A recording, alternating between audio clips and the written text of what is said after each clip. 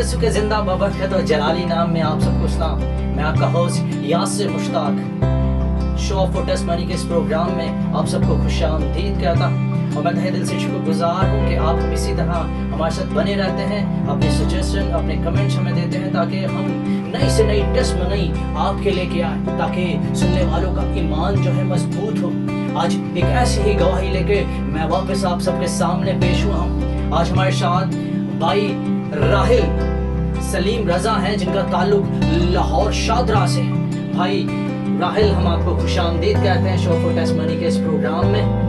Thank you Yasser for inviting me and I am very thankful कि आपने मुझे मौका दिया कि शो फॉर टेस्टिमनी में, और मैं तहे दिल से आपका शुक्रगुजार हूँ फवाद भाई का और सुहार कलीसिया का कि जिन्होंने मुझे इस लायक समझा कि मैं अपनी ज़िंदगी की गवाही को इन तमाम चर्च मेंबरान के साथ और व्यूवर के साथ शेयर कर सकूं। भाई मैं आपका शुक्रगुजार हूँ इस लॉकडाउन की सूरत में और कोरोना वायरस के ऐसे हालात में भी आपने हमारे इनविटेशन को कबूल किया और आप अपने कीमती वक्त से वक्त निकाला ताकि आप व्यूवर्स को अपनी गवाही सुना सके। तो राहिल भाई, मैं चाहता हूँ आप व्यूवर्स को बताएं कि आप कितने साल से यहाँ मौजूद हैं मुल्क ओमान में और यहाँ पे क्या खदमात अंजाम दे रहे हैं। मैं अपने व्यूवर्स को बताना चाहूँगा कि मैं ओमान में 4 साल से हूँ और जैसे ही मैंने अपनी ग्रेजुएशन कंप्लीट की तो मैं अपनी स्टडी कंप्लीट करते ही ओमान में आ गया। या सर, आपको जैसे पता कि जैसे मेरी सॉफ्टवेयर इंजीनियरिंग मैंने की थी तो मुझे उस फील्ड में जॉब नहीं मिली, मगर मैंने temporary as a promoter Huawei brand में अपनी एज अ प्रमोटर काम को जारी किया और उसके बाद करते करते 2 साल के बाद खुदावंद ने मुझे एक मौका फराहम किया और मैं आज हुआवी कंपनी में as a MEMC retail assistant अपनी खिदमात को सर अंजाम दे रहा हूँ। और ये खुदावंद की सब ब्लेसिंग है और ये खुदावंद की ब्लेसिंग है कि खुदावंद ने यहाँ गल्फ के तमाम रास्तों को हमारे लिए खोला है।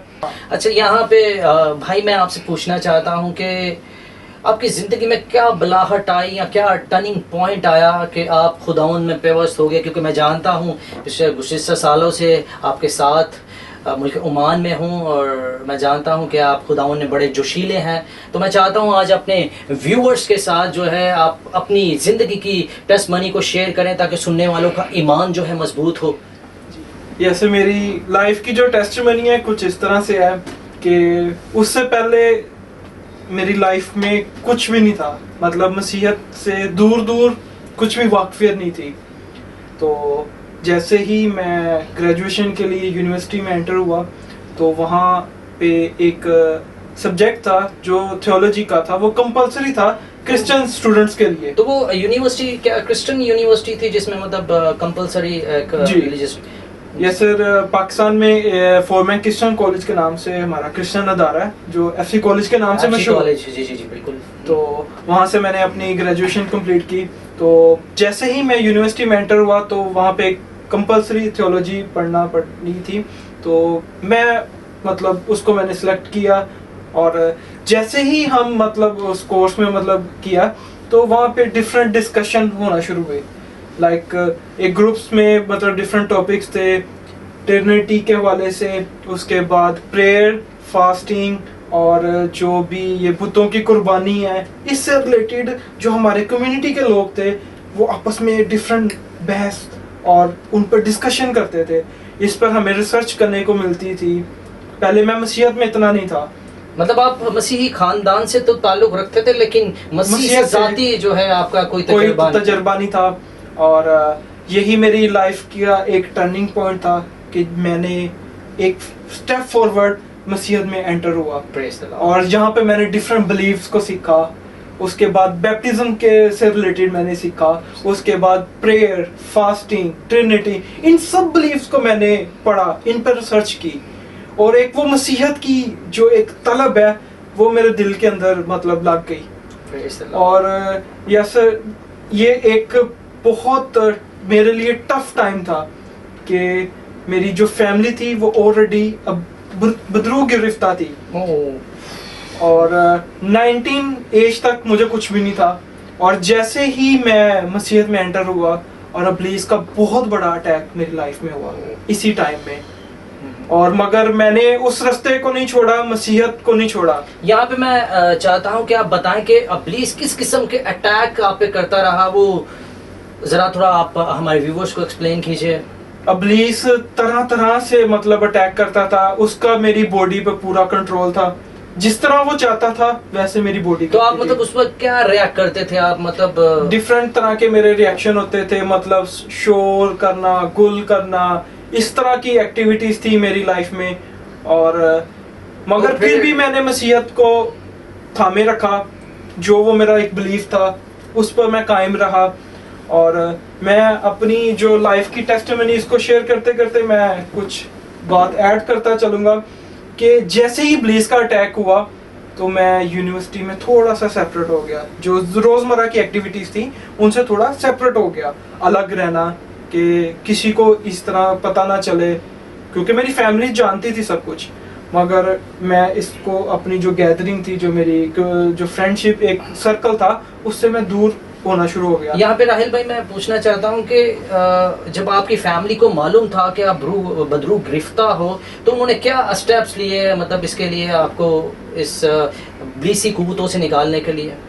वो डिफरेंट पास्टर्स को प्रेयर के लिए बुलाते रहे, मगर उससे पहले यासिर मैं बताना चाहूँगा कि हमने दुनिया के खुदाओं को नहीं छोड़ा, मतलब तरह तरह के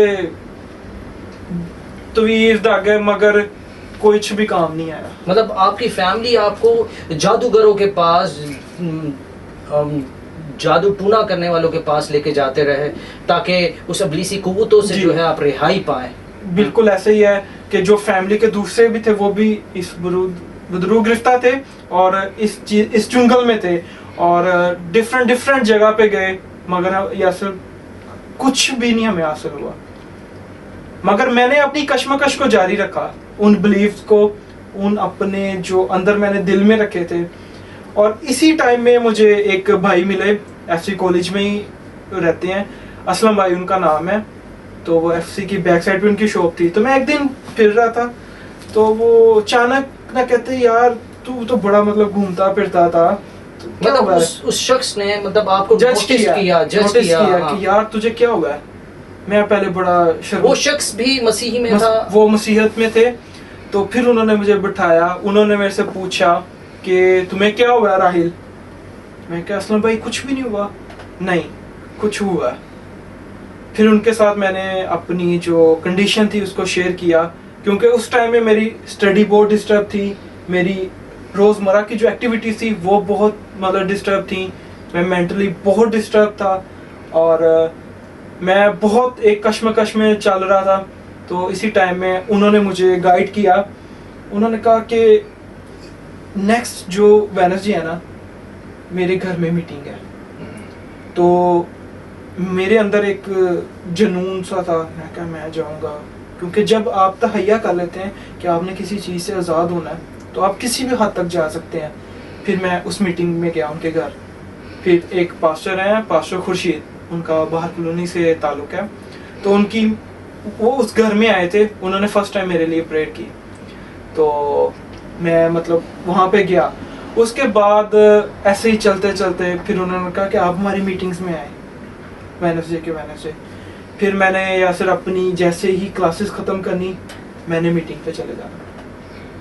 और ये जो इब्लीस का अटैक है ये ज़्यादा होता गया। जैसे जैसे मैं कदम बढ़ाता गया, इब्लीस वो और ज़्यादा अटैक करता गया। इसी टाइम में मेरे भाई भी, काफ़ी सारी पूरी फैमिली परेशान थी, क्योंकि मैं सबसे छोटा था।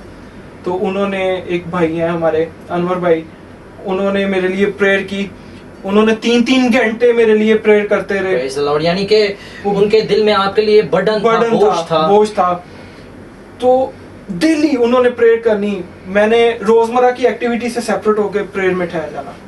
वो इस्लामाबाद में थे, मैं लाहौर में था। उन्होंने कहा कोई बात नहीं, रही अपनी ड्यूटी के टाइम में से भी निकाल के तुम्हारे लिए मैं प्रेयर करूंगा। फिर उन्होंने भी मुझे जो मसीहत के जो एक बेसिक है उनके बारे में टीच किया।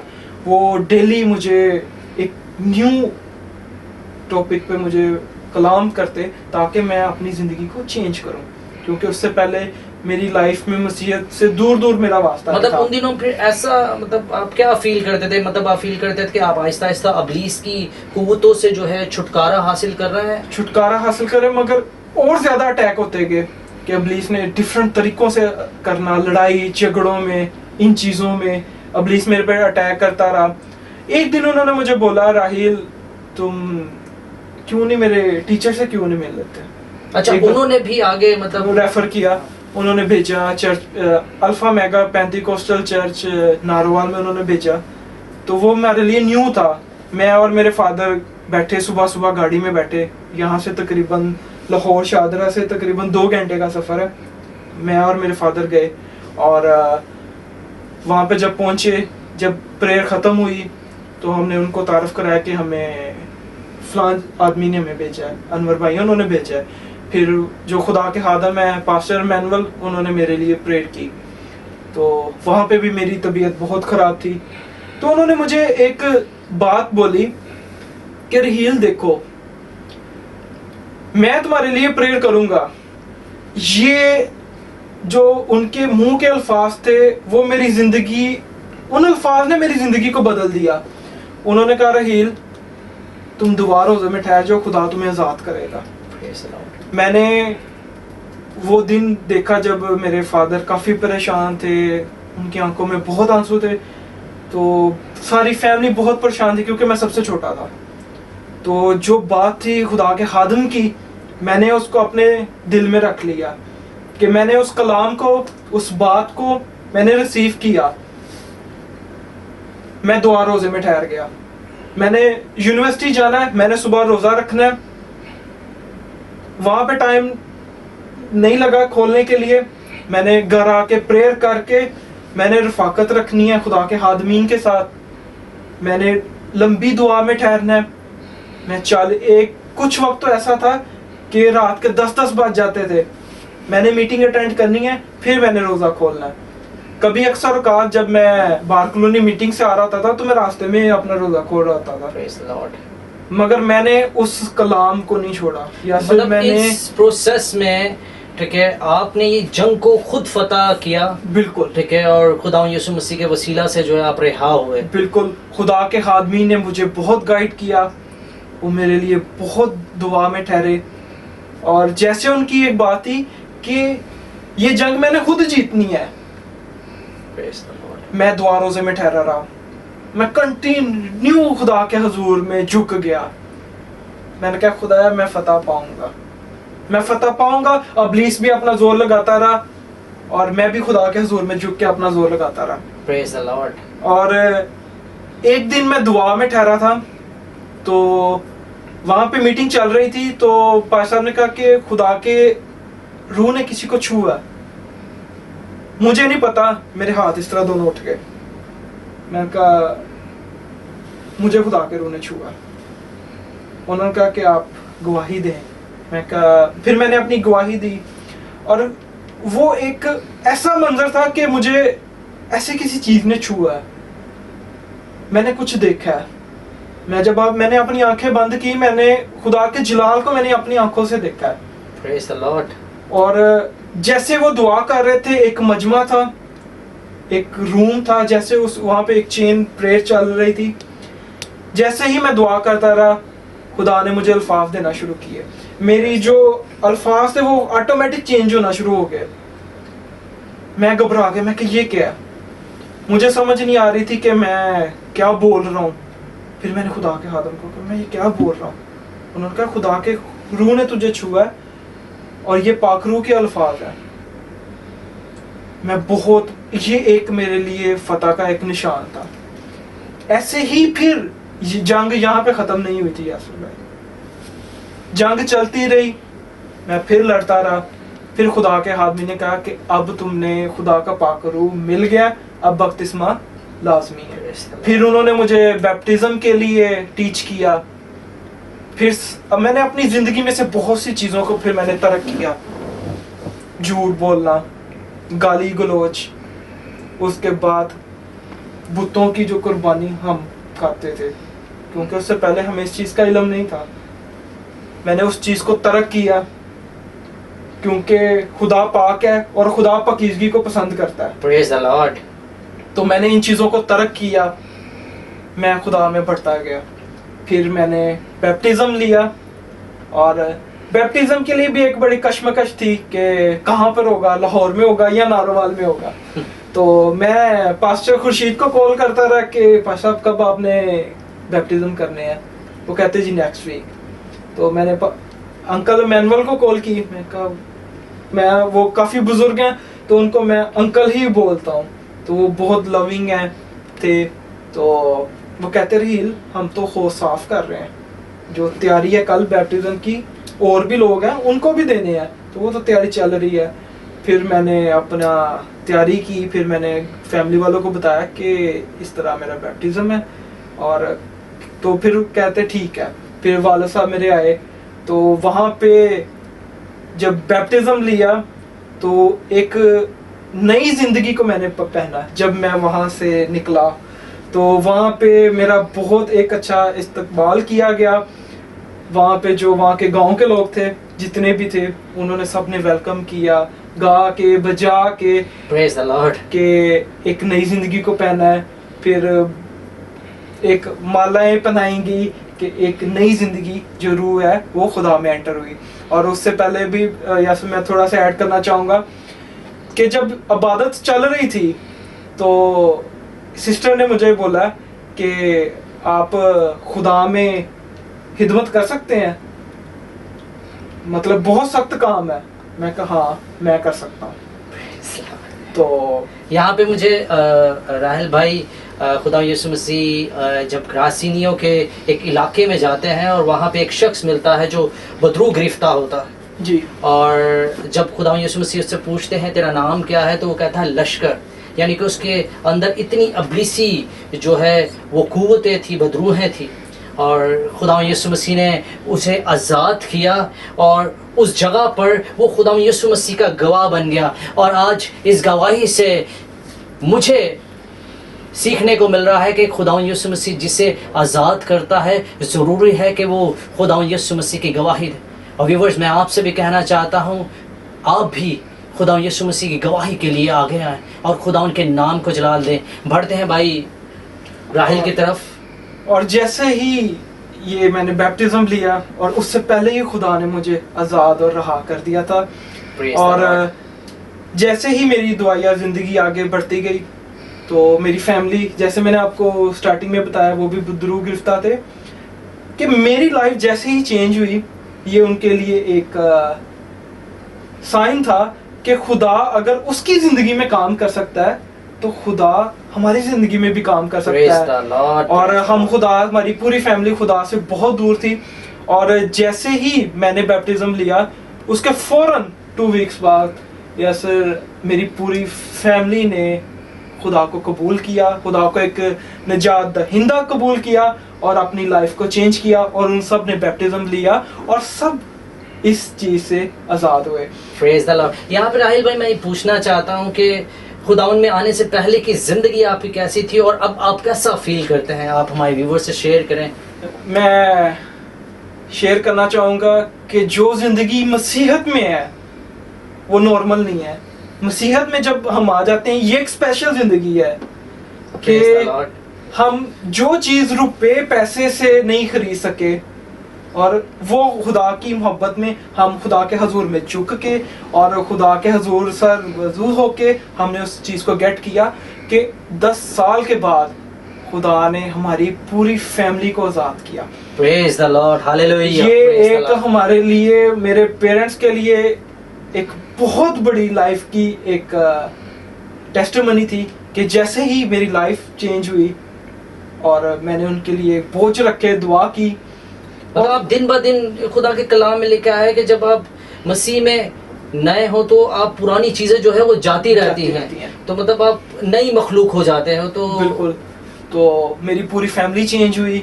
मेरे जो भाई है जो बहुत सालों से वो भी बदरूद गिरफ्तार था, वो उसने भी अपनी लाइफ को चेंज किया और वो भी आजकल खिदमत कर रहा है। वो एज अ आर्मी एम्प्लॉय भी है और साथ में उसने अपनी खिदमत को भी जारी रखा हुआ है। और यही मतलब सिलसिला चलता रहा कि आज हम खुदा में हैं और खुदा का जो हम है आप खुदाओं में शादमान है, खुश Praise the हैं। Lord. और जी यस, मैं एक और बात ऐड करना चाहूँगा कि जो मस्कत ओमान में मेरी जो जॉब है उससे हवाले से, कि आपको जैसे याद होगा कि जब हमारी फर्स्ट जो मीटिंग थी सुहार कलीसिया में, जो कन्वेंशन थी, जो जी बिल्कुल, जो बीज आपने वहाँ सुहार कलीसिया में फर्स्ट टाइम जो कन्वेंशन के ज़रिए बोया है, तो आपने जैसे ही मीटिंग ख़त्म हुई, सरमन हुआ, सब कुछ ख़त्म हुआ, आपने लास्ट में अपने व्यूज़ जो शेयर किए कि इस पूरे फंक्शन से रिलेटेड कि मैं बहुत खुदा से मैंने दुआ की, मैंने एक बड़ा विजन देखा कि मैं बड़ा हाल लूँ और उस गैदरिंग में मतलब मैं पूरी जो कन्वेंशन है उसको करवाऊँ। तो खुदा उनका फजल है कि मैं तब दुआ में था, मेरी आंखें बंद थी और मैं उन बातों को सुन रहा था, और मैंने उस दिन भी कलाम को रिसीव किया Praise the Lord. कि इंसान जितना बड़ा विजन रखता है उतना बड़ा खुदा उसको मुहैया करता है। तो पहले जैसे मैंने स्टार्टिंग में बताया कि मैं एज अ प्रमोटर ओमान में आया था, तो क्योंकि वो मेरी स्टडी से रिलेटेड नहीं था, तो जैसे ही एग्जैक्ट एक हफ्ते बाद हमारी मीटिंग थी नॉलेज ओसिस, यहाँ एक बहुत बड़ी ओमान में सुल्तान कबूस यूनिवर्सिटी भी है, वहाँ पे पूरे डाटा सेंटर्स हैं, आईटी टेक्नोलॉजीज के पूरे जितने बैंक्स हैं, जितने हॉस्पिटल्स हैं, उनके सारे सर्वर इंजीनियर्स, आईटी इंजीनियर सब वहाँ पे काम करते हैं। तो मैं एक बिल्डिंग से चल के दूसरी बिल्डिंग में जा रहा था, तो मेरे दिल में वो बात आई जो आपने लास्ट में बोली थी कि जब हम बड़ा विजन रखते हैं तो खुदा हमें बढ़ा देने की कुदरत Praise the रखता है। तो जब वो ना एक बिल्डिंग है नॉलेज ओसिस में आईटी से रिलेटेड, तो जब मैंने उसको ऐसे निगाह की तो मैंने एक दिल में अपना एक विजन रखा कि मैं वही बात को सोचा, यार बहुत बड़ी बिल्डिंग है, बड़ी बिल्डिंग के साथ साथ ये आईटी से रिलेटेड बिल्डिंग है, खुदाया मैं इस जगह काम करना चाहता हूँ। Praise the Lord. तो खुदा ने वैसा ही पॉसिबल किया कि कुछ दिन गुजरे हैं तो मुझे एक हमारे जो ट्रेनिंग मैनेजर है उसकी कॉल आई है कि राहिल हम कुछ इंटरव्यू कंडक्ट कर रहे हैं, तो काइंडली आप अपनी सीवी हमें सेंड करो। मैंने अपनी सीवी फॉरवर्ड कर दी। तो मेरा शुरू से ही खुदा के खादमों से बहुत ज़्यादा प्यार है। Praise जैसे ही मैंने एक खुदा के खादम से मैंने रिक्वेस्ट की कि पास्टर जी मेरे लिए जॉब के लिए प्रेयर करें कि ये सीवी मैंने सबमिट की है, तो खुदा के खादम ने प्रोफेसी की है, पास्टर बलवीर है, उनका भी ताल्लुक ओमान से है, वो भी हमारे सुहार कलीसिया में खुदा उनकी Praise हिम्मत the Lord. करते हैं बिल्कुल बिल्कुल। और खुदा के बहुत ही जोशीले खादम है। तो उन्होंने प्रोफेसी किया है, रहील ये जॉब तुझे मिल गई है। Praise the Lord. मैंने उस ईमान को अपने दिल में रख लिया है और मैंने दिल में ये तहैया कर लिया कि ये मुझे मिल गया है, कि जैसे कलाम में भी लिखा है कि जो कुछ आप ईमान के साथ मांगोगे तो उसमें कोई शक नहीं ना करोगे तो वो समझो आपको मिल गया है। मैंने उस पर अपना ईमान कायम रखा। 3 महीने गुजर गए, कुछ रिस्पॉन्स नहीं है। मैं पास्टर जी को डेली कॉल, पास्टर मेरे लिए प्रेयर करें, तो उनका यही जवाब होता था, ये जॉब तुझे मिल गई हुई है। तो सडनली 3 माह बाद मुझे इंटरव्यू कॉल आई है और खुदा के फजल से मैं इंटरव्यू कॉल के लिए गया हूँ। तो खुदा के नाम की फतह हो, जिस फील्ड में मैं काम कर रहा था, एक दिन पहले हमारा जो एनुअल फंक्शन चल रहा था उसमें मैं 2018 का बेस्ट जो है in all over IR Oman, मैं बेस्ट जो उनको मैंने बिजनेस दिया था उसका मुझे award Praise the Lord. Praise the और Lord. ये मेरे लिए बहुत बड़ी अचीवमेंट थी।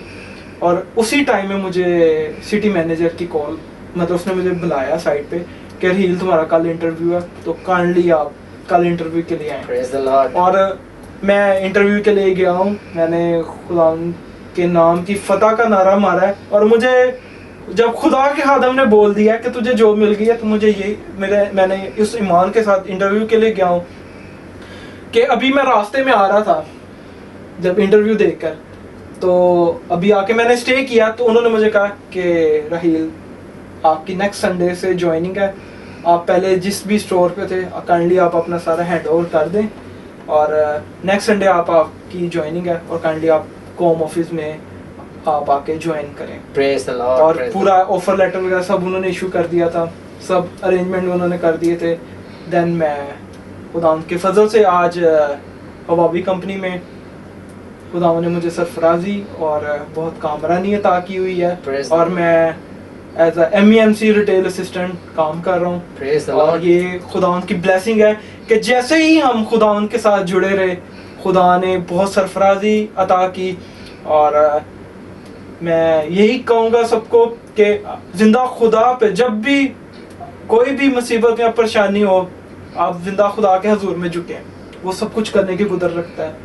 एक दुआ, रोज़ा, ये वाहिद हथियार है कि जो बहुत बड़े चीज़ों को फतह करता इसके है। साथ साथ जरूरी है कि हम खुदावन पे ईमान रखें। ईमान बड़ा जरूरी है। और जैसे ईमान सुनने से पैदा होता है और सुनना मसीह के कलाम से, और यही कलाम है जो हमारी जिंदगियों में हमें फतह याबी और बढ़ाता है। बिल्कुल बिल्कुल, ईमान खुदावन के कलाम में लिखा है, शक करने वाला शख्स उस लहर की मानित है जो हवा से तेज तो चलती है लेकिन किनारे पे आती आती थम जाती है। तो ईमान जो है, मैं अपने व्यूअर्स को कहता हूँ कि ईमान में मजबूती जो है बड़ी ज़रूरी है। आप शक ना करें और खुदावन में पेवस्त हो जाएं, खुदावन में कायम और दायम रहें, और फिर दिन ब दिन आप देखें कि आपकी ज़िंदगी में किस तरह तब्दीलियाँ आती जाएंगी। Hallelujah hallelujah. राहिल भाई, मैं यहाँ पे बोलना चाहता हूँ कि आप हमारे व्यूवर्स को जो है कुछ मोटिवेशन वर्ड जो है बताएं, आप हमारे व्यूवर्स को मैसेज दें, क्योंकि आप एज अ यंग एनर्जेटिक शख्स हैं, तो मैं चाहता हूं कि आप हमारे व्यूवर्स को भी बताएं, मैसेज दें अपने व्यूवर्स को। और तमाम जो यंग जनरेशन है उनसे मैं ये कहना चाहूँगा कि अपनी जवानी के याम में खुदा को दें। Praise the Lord. क्योंकि ये एज ऐसी है कि जो खुदा को पसंद है। Praise the Lord. क्योंकि बुढ़ापे में तो कोई भी मतलब चलता है, मगर ये एज खुदा को बहुत पसंद है। और जैसा एक बिलीव जो मैंने अपनी ज़िंदगी में सीखा और मैं उस पे फतह याब हुआ, जो था दुआ और रोज़ा, जिससे हम बड़े बड़े बंधन टूट जाते हैं, कि बड़ी बड़े काम हो जाते हैं, कि जब हम सच्चे दिल से खुदा के हजूर में झुक जाते हैं तो खुदा हमारी जिंदगियों में काम करता है। कि जो यरू की दीवार जैसा उनको हटा देता है, खुदा दिलों को बदलता है। कि जब हम सच्चे दिल से उसके हजूर में झुकते हैं, कि दुआ रोज़े से कोई भी काम इम्पॉसिबल नहीं है, सब कुछ पॉसिबल है। Praise the Lord. मैं अपने व्यूवर्स को कहना चाहता हूँ कि दुआ और रोज़ा हमारी ज़िंदगी में जो है बड़ी अहमियत का हामिल है। दुआ जो है हमें खुदावन से जोड़ती है, हम खुदा ताला से कनेक्ट हो जाते हैं, और फिर खुदा ताला हमारी दुआओं का जवाब हाँ और आमीन में देता है। तो भाई राहिल भाई, मैं आपसे कहना चाहता हूँ कि आप हमारे व्यूवर्स के लिए हमारे लिए दुआ करें। हाय तो बुजुर्ग आसमानी बाप, आज के इस वक्त और घड़ी के लिए, टेस्ट शो फॉर टेस्टिमनी के लिए, इस मिनिस्ट्री के लिए, सुहार कलीसिया के लिए, पास्टर फवाद के लिए और यासर भाई के लिए, कि खुदा इनकी मिनिस्ट्री को और इनके मिशन को और जो कलाम की बशारत है इसको कसरत से फैलाए, और अपना हाथ को और जलाली कुदरत वाले हाथ को हमेशा इन पर कायम दायम रखे। ये मसीहियत में बढ़े और मसीह के कलाम इस तरह रोज बरोज तरक्की करते जाएं, और खुदा इस मिनिस्ट्री को बहुत ब्लेस करे, और खुदा आप सबको बहुत बहुत सबसे पहले तो भाई राहिल रजा, मैं आपका तहे दिल से शुक्रगुजार हूँ कि आपने बड़े कीमती वक्त से हमें वक्त दिया ताकि अपनी गवाही को लेकर आप हमारे व्यूअर्स तक आएँ और सुनने वालों का ईमान मजबूत हो। और तहे दिल से मैं शुक्रगुजार हूँ, और स्क्रीन पे दिए हुए नंबर्स पे आप कांटेक्ट कर सकते हैं, आप अपनी टेस्टमनी को हमारे साथ शेयर कर सकते हैं, आप ईमेल कर सकते हैं ताकि हम आपकी टेस्टमनी को रिव्यू करें और फिर इस प्लेटफॉर्म पे हम आपको इनवाइट कर सकें ताकि आप भी आए और खुदा उनके नाम को जलाल दें, उसके प्यार की गवाही जो है आप दूसरों तक पहुंचा सकें। लास्ट में कहना चाहता हूँ शब बखैर, hallelujah, God bless you all.